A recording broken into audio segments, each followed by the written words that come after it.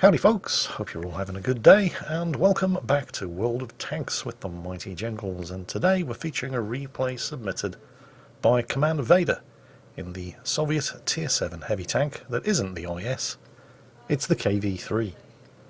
The KV-3's never really been as popular as the IS. I mean, back in the day, if you wanted to drive a Soviet Tier 10 tank, you went through the IS to get to the IS-7. The KV-3 was there, but it just didn't really go anywhere. It used to be the case that if you saw somebody playing the KV-3 in a random battle, they were usually just basically finishing off all of the dead ends. They'd unlocked all of the other Russian tanks, and they were just really, well, dotting the I's and crossing the T's. But then they introduced the second line of Soviet heavy tanks, culminating in the IS-4, and in order to get there you had to go through the KV-3, the KV-4, and the STI. And so the KV-3 did enjoy a brief resurgence in popularity as people ground through it, unlocked the KV-4, then realised just exactly how terrible the stock KV-4 was, eventually got their KV-4s fully upgraded, and then discovered that the first thing everybody does when they see a KV-4 sitting in front of them is press the 2 key and load the gold ammo, which tended to do two things. First, it gave Soviet heavy tank drivers a taste of what it was like to drive the Mouse from the German tank line, except they found out at Tier 8 rather than having to wait until Tier 10. And the other thing that happened was that people either kept going on the KV-4, eventually made it to the IS-4 and never looked back, or they just gave up on the KV-4, word got around, and many people just didn't bother grinding through the KV-3 to get to it. So that brief surge of popularity enjoyed by the KV-3 was, well, exactly that. Brief. And yet it is a pretty good tank. It's got better all-round armour than the IS for one thing. Although technically the armour thickness is exactly the same at the front and the sides, 120 and 90mm, it does have an extra 30mm of armour at the rear. But whereas the hull of the IS is kind of shaped and pre-angled, not to the same extreme that you find on the IS-3, but the shape of the IS's hull armour means that if you angle the tank yourself, you don't get quite the same benefit as you would in the KV-3, which is very flat and boxy, and benefits greatly from angling the hull. And while the turret fronts of both tanks are only 100mm, the KV-3's sides and rear have an additional 10mm of armour, although not enough to protect you from extremely high penetration guns like that on the AMX-46 there. But the KV-3 doesn't have the turret cheek vulnerabilities that the IS has. If you don't hit the KV-3 square in the middle of the turret front, it's extremely likely that the shots are going to bounce. Whereas if you do the same thing on the IS, you're probably going to penetrate. The IS definitely has the mobility advantage though. I mean, the KV-3 isn't slow, but it is very sluggish. As far as firepower is concerned, both tanks have an impressive selection of guns available to them. 5 for the IS and 6 for the KV-3. Although in the case of the KV-3 there are probably only going to be 3 of those guns that you're really going to be interested in. The 107mm ZIS-6 has fairly good alpha damage, it's got a reasonable reload, and it has very cheap ammunition. The 100mm D10T has a slightly faster rate of fire, has slightly better penetration, has slightly less terrible accuracy, and of the 3 guns that you're going to consider putting on the KV-3 is the only one with a less than 3-second aiming time. And the ammunition is even cheaper. But despite the definite merits of the previous 2 guns, there's really only one gun that everybody puts on the KV-3, and in fact it's the same gun that everybody puts on the IS, and that's the 122mm D25T, because 390mm of alpha damage. Nobody cares about the terrible 3.4-second aiming time. Nobody really gives a shit about the cataclysmically bad .46 accuracy, which means that shots like this, aimed at centre of mass, and which theoretically should have been capable of one-shotting the target, just veer to the left, right, up or down, and always seem to find whichever part of the tank was angled sufficiently to bounce the shot. Nobody really seems to care about any of that, because when one of these shots does hit, penetrate, and do damage, with 390 alpha, it's possible, without an ammo rack, to do up to 487 damage. And because this gun is capable of doing so much damage up front, that even despite the slow reload, the DPM is actually fairly respectable. Of course, it's only respectable if you hit, penetrate and damage with every shot that you fire.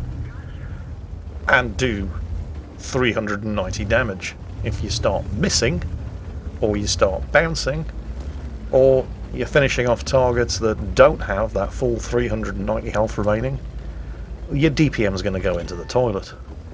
But while I'm not saying that DPM is meaningless, I'm very definitely not saying that. DPM is a very nice thing to have on a tank, but it doesn't actually mean an awful lot unless you're actually killing enemy tanks.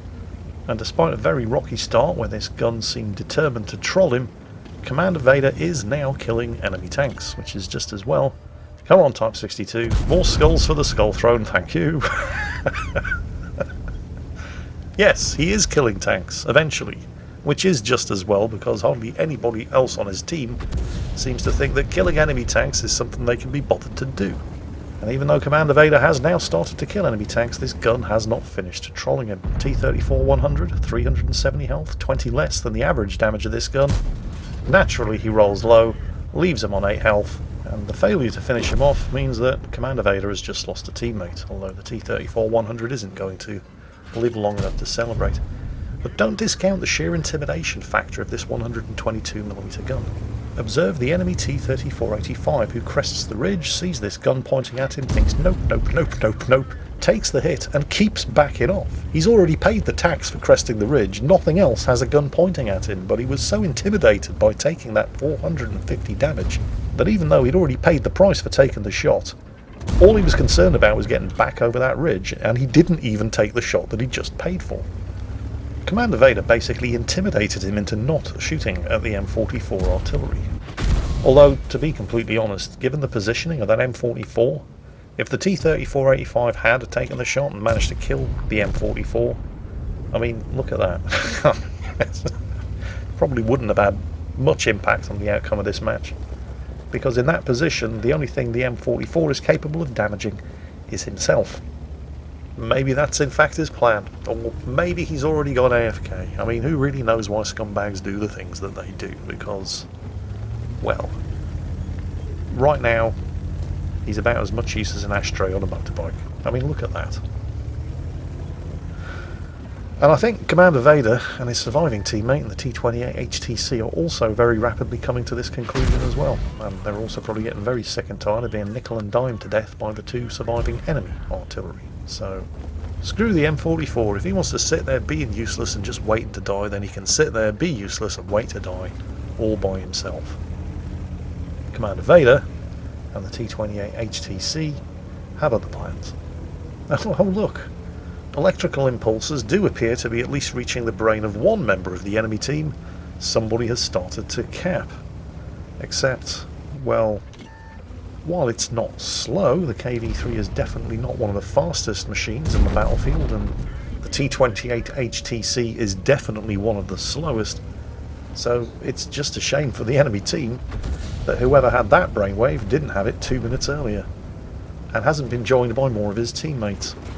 Don't forget, just a couple of minutes ago it was 8 against 3, and now it's 4 against 3. And the cap circle is no longer very far away from Commander Vader's KV-3. Oh, the T-34-85 came back and finished off the artillery. Well, it wasn't a great loss. In fact, look on the bright side, it's nailed down the position of the T-34-85 for the T-28 HTC, who's decided that he's far too slow to get to the cap circle, and so he's going back to finish him off. And hopefully is going to make this 2 against 3. Now, at what point do you think the enemy team were thinking to themselves, come on guys, 8 of us against 3 of them, we've got this? No, because it's not just 8 against 3. I mean, it is 8 against 3, or it was 8 against 3, but which 8 against which 3? Because when 2 of the 3 are a T-28 HTC and a KV-3, and you're all in Tier 6s, Tier 6 mediums, and artillery, the sheer numerical advantage isn't quite as important as you might have first thought. I mean, it can be if you all attack together at the same time, but if you don't, that no-cap kill-all mentality can come back and bite you in the ass. Once again, the gun hasn't quite finished trolling him. Is it going to cost him another teammate? It might, except not today. Oh, and that was the Radley Walters medal, by the way. And there's still only 1 enemy tank in the cap circle. Although for a second there I was thinking, well, give them some credit. Perhaps the reason there's only one enemy tank in the cap circle is that the rest of them have realised that it's far too late. But no, another one's just joined in. There are now 2 tanks in the cap circle. Too little, too late. All they're doing now is telling Commander Vader exactly where he needs to go to find them. Well, that's not the only thing that they're doing now. They are also doing something else. It's called reinforcing failure. Hello, Mr. Hummel. Goodbye, Mr. Hummel. And there's still another one in the cap circle, which is probably going to be the other artillery, the M44. And there's only one place he can possibly be, because Commander Vader has checked everywhere else. Yep, there he is. And that is 10 kills and the Pools Medal for Commander Vader in the KV3. Hang on a second, 10 kills. The T-28 HTC has 2 kills, that's 12 kills. That's a crucial contribution. You should invite him to join a platoon. And he does exactly that. Hopefully he'll accept, because a crucial contribution medal is not exactly common. 12 kills between the platoon. And in fact, if the T-28 HTC was to get the last kill and kill the Cheeto, that would also be a Brothers in Arms medal for at least 3 kills between every surviving member of the platoon. Of course, they still have to survive, but I mean, the Cheeto has certainly played well as can be expected, given his teammates, but it's extremely unlikely he's going to win this game. Oh, he's just found out that there are 2 enemies in the cap circle as well, but unlike your team, these 2 enemies aren't trying to win by capping. Although you could argue that his team weren't trying to win by capping either, until it was too late for them to win by capping. And to be fair to the Cheeto, he does go down fighting. He tries to put a shot in the Commander Vader's tracks, immobilise him and outmaneuver him, but he was only ever going to get one chance, and he blew it. And so that's a win. A very convincing win, with a Pools medal for 10 kills, and a crucial contribution medal for 12 kills between the 2 members of the platoon for Commander Vader in the KV3. Congratulations, I hope you enjoyed it, and as always, take care, and I'll catch you next time.